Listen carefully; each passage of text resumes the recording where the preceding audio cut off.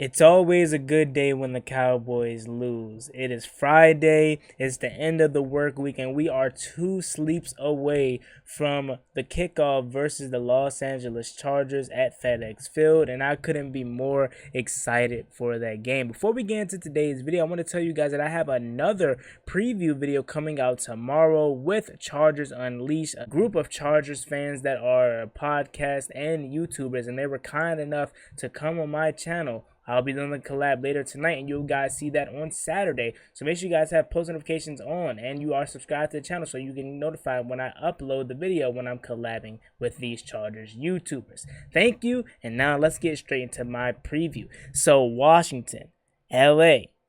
It's going to be a good one, man. But first, I have to tell you guys that we have some bad news. And obviously, I knew this was going to happen. It comes to me as no surprise. The Washington football team has decided to put wide receiver Curtis Samuel on short-term IR.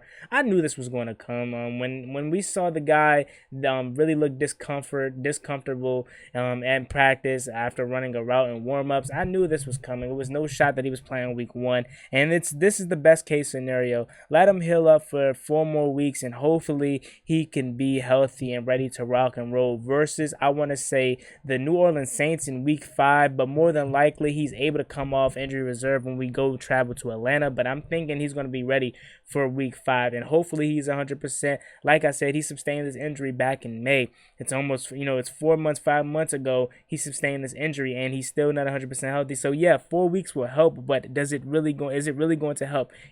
When he goes out there and after not practicing for another month, basically, is he going to be able to cut? And if he cuts, we're going to have to wait to see the next day after the practice, after he's running around, running routes, catching balls. How does he feel? And does he have some discomfort? Does he have some tightness? And if he does at some point, by week 5, week 4, week 5, we might start to see maybe him considering surgery. I really hope that's not the case, though. I really don't want him to have surgery because we really need Curtis Samuel. But like I said, this is the best case scenario. Let him heal up for 4 weeks, and hopefully we can have him back for the Atlanta game when we play them down in ATL. So to kick off my preview, the Washington football team, obviously we know, are facing the Los Angeles Chargers. 2 franchises that are on the up and coming. We both have some new coaching staffs. Ron Rivera going into his year 2 in his tenure with Washington with us. And now we have a new head coach for the Los Angeles Chargers, Brandon Staley.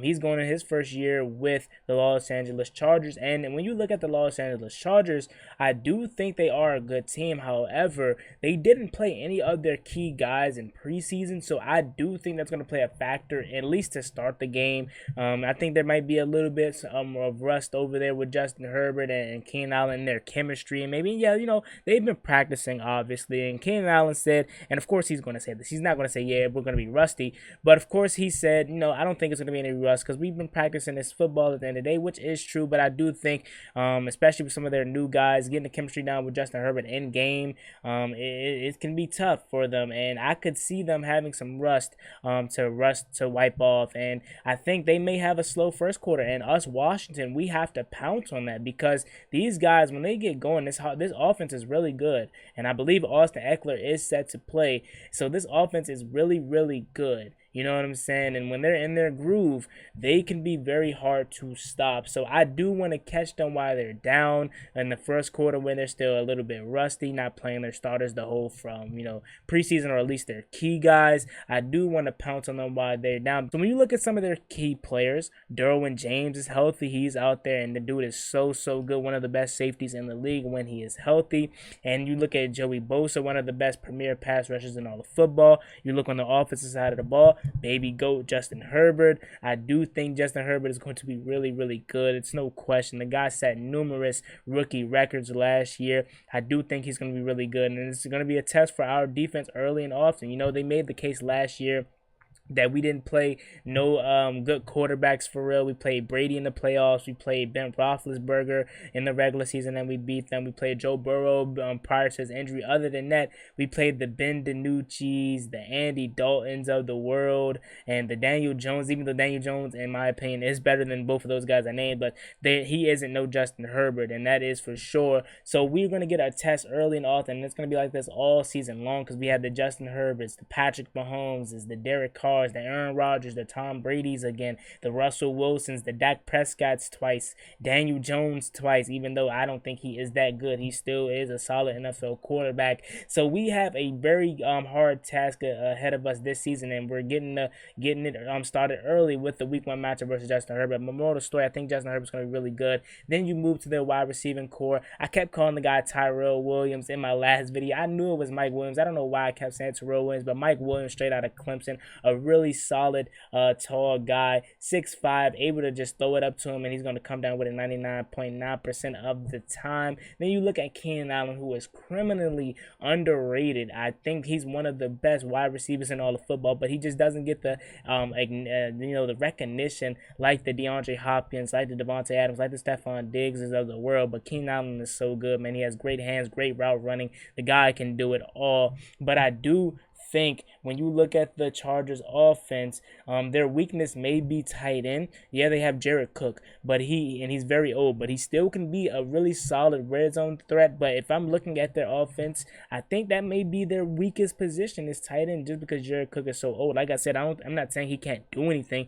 but he isn't Jared Cook from 10 years ago or even 5 years ago for that matter. So I think looking at their team, their weakest spot on their offense may be tight end. Other than that, they're really loaded on offense. I didn't even mention Austin Eckler. I do think he may be ready to rock and roll this Sunday. I was hoping that we will miss him. Now, I don't pray for anybody to be injured, but of course, if he isn't going to play, I would take that any day of the week for our Washington football team, because he is going to be very hard to stop. He is the guy that runs their offense, in my opinion, because they use him in the running game and in the passing game. Austin Eckler out, and now you have to only key in on Keenan Allen and or Mike Williams for that matter. I almost called him Terrell again, Mike Williams for that matter. I'm not going to say it's easy to do that, but it's way harder to have to worry about Keenan Allen, Austin Eckler, and Mike Williams than it is to just worry about Mike Williams and Keenan Allen for that matter. So if he was going to be out, I was going to take it, obviously. But now that he's in, he's the guy that really, scares me the most out of all of the weapons, because he can do it so well in the running game and in the passing game. I do think we're going to be up for the challenge. We have one of the best pass rushes in all of football. Our secondary got really improved with the emergence of rookie Benjamin St-Juste and the free agent signing of William Jackson III. Just like Keenan Allen at their respective position groups, I do think he is really, really underrated. He's one of the best man-to-man corners in all of football. Then we have Kendall Fuller, one of the best slot corners in all of football. Cam Curl and Collins coming back. So that our defense is no slouch, obviously, and you guys know that. But I'm talking more so for the Chargers fans that don't pay attention to our team that much, that are going to be watching this video. As you know, that defensive line is one of the best in all of football, but our secondary is really, really good too. Now, the linebacking core may be the weak spot, and even there, we have Cole Holcomb, who is really, really underrated. We hopefully have high hopes with Jamin Davis. I know the upside is there for Jamin Davis, but it's all about how quickly he processes things. And we have John Bostic, a savvy veteran, and we have Khalil Hudson first off the bench. So this defense is going to be up for the challenge. I don't want you guys to think, Chargers fans, that it's going to be a walk in the park, even though I gave you guys some compliments about how good your offense was. Now, when you look at some of the key matchups between Washington and the Los Angeles Chargers, the first one that we have to talk about is Chase Young and Rashawn Slater. Rashawn Slater got the better of Chase Young in college, but I don't think it's going to be like that in the pros. Chase Young is just so good, man, and he has the NFL training, and he has 1 year under his belt. Not to mention, he is the reigning defending defensive rookie of the year, so I do think Rashawn Slater is going to be in for a rude awakening. Chase Young said in his interview yesterday, he can't block me every time, so we know Chase Young is locked in, he's focused, and I'm so excited to see what Chase Young can do against Rashawn Slater. I do think he is going to win that battle. If you guys haven't checked out my 5 key matchups from the game this Sunday, make sure you guys go check out that video. I posted it yesterday. I do have Chase Young winning that matchup. Now, moving over to my next key matchup is Joey Bosa versus our rookie Samuel Cosmi. Joey Bosa, one of the best pass rushers in all of football, and you guys know that. But we have our second round rookie Sam Cosmi that's going to be going up against him. I want to see how Sam Cosmi fares against Joey Bosa. I want to see, does he hold his own, or is he going to get whipped up on, because it's going to be an early test for Sam Cosmi. He has the likes of Von Miller he has to check. Joey Bosa, like I said, and numerous other star pass rushers that we're going to be going up against that Sam Cosmi is going to have to face. So this is going to be an early test for Sam Cosmi. However, I do have Joey Bosa winning that mano-a-mano matchup just because he is the better talent. Although I'm interested to see if Sam Cosmi can hold his own against Joey Bosa. Now you move over to my next key matchup that Washington is going to have to take advantage of against these Chargers is Antonio Gibson versus that interior defensive line. Now, I talked to a bunch of Chargers fans because I made a video the other day and it didn't get the best feedback from Chargers fans. They were pissed at me and saying that I don't know what I'm talking about. But I talked to a Chargers fan page and he told me straight up, our biggest weakness is our interior defensive line and our cornerbacks. So I do think Washington could take advantage and gash that interior defensive line. Antonio Gibson could possibly have a big day and he could have a heavy workload with this defensive line not being the best as far as, stopping the run. And I'm talking the interior part. Obviously, we know Joey Bosa is one of the best pass rushers on football, but the interior part stopping the run, they can be gashed. And I wouldn't be surprised if Jared Patterson actually sees a lot of playing time today because we know he's our second bell cow behind Antonio Gibson. You have Jerry Tillery, they have Linval Joseph, who are some solid pieces, not coming off the best of years. I do think they are able to get gashed and they're vulnerable in the run defense. So I do think Antonio Gibson could be in for a big day. Now you move over to another matchup that I'm interested in seeing is Keenan Allen versus William Jackson. I told you guys I think Keenan Allen and William Jackson are both criminally underrated at their respective position groups. However, I do think Keenan Allen is going to get the better of our cornerback William Jackson because I just think William Jackson is having some troubles, comprehending William or Jack Del Rio scheme rather, and I don't think that's going to be a big issue. Now I don't think he's just going to straight up dog William Jackson. However, I just think Keenan Allen is just so good, and I think he's going to get the better of our guy William Jackson. Now, I do think William Jackson is going to make some plays, but if we had a play counter and who I think is going to make more plays, I think it's going to go to Keenan Allen. That's what I'm basically basing my key matchups off is who's going to make the more plays for their respective team. I have to give it to Keenan Allen. You guys know I'm unbiased over here. As much as I would love to pick my Washington football team every single time, I have to be unbiased. That's just what I do over here.